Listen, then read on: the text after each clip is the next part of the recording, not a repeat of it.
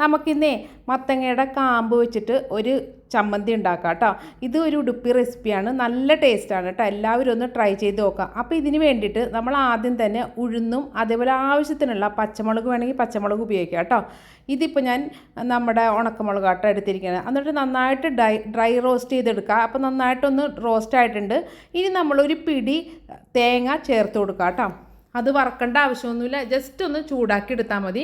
ഇതിൻ്റെ ഒപ്പം തന്നെ നമുക്ക് നല്ല കായപ്പൊടിയും കൂടി ചേർത്ത് കൊടുക്കണം കേട്ടോ. കായപ്പൊടിയോ കായമോ എന്തായാലും കുഴപ്പമില്ല. അത് നന്നായിട്ട് ചേർത്ത് കൊടുത്ത് ഇളക്കി നമുക്കിത് മാറ്റി വയ്ക്കാം കേട്ടോ.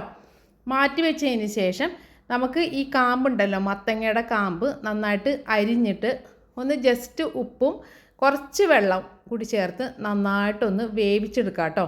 ഇതിന് വേവെന്ന് പറയുമ്പോൾ പെട്ടെന്ന് വെന്ത് കിട്ടും. അപ്പോൾ കുറച്ച് വെള്ളം ഉപയോഗിച്ചാൽ മതിയാവും കേട്ടോ. അതേപോലെ ഇതിനൊരു താളിപ്പും കൂടി നമുക്ക് റെഡിയാക്കി വെക്കാം, അത് തണുക്കുമ്പോഴത്തേക്കും. അപ്പോൾ അതേ കടുകും ഇതൊക്കെ താളിപ്പും ആക്കി വെച്ചു. ഇതെല്ലാം കൂടി ചേർത്തിട്ട് നന്നായിട്ട് മിക്സിയിൽ അടിച്ചെടുത്തു കേട്ടോ. എന്നിട്ട് താളിപ്പും ചേർത്ത് കഴിഞ്ഞാൽ അടിപൊളി മത്തങ്ങ ചട്നിയാണ്. ഇത് ചോറിൻ്റെ കൂടെയൊക്കെ സൂപ്പറായിരിക്കും. അപ്പോൾ ഇനി അടുത്ത ഇവിടെ